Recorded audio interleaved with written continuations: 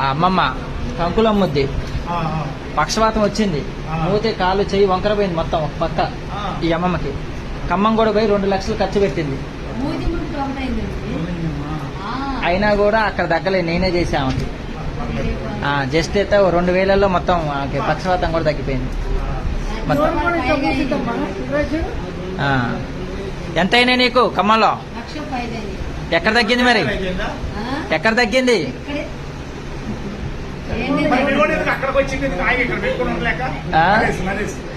వాడు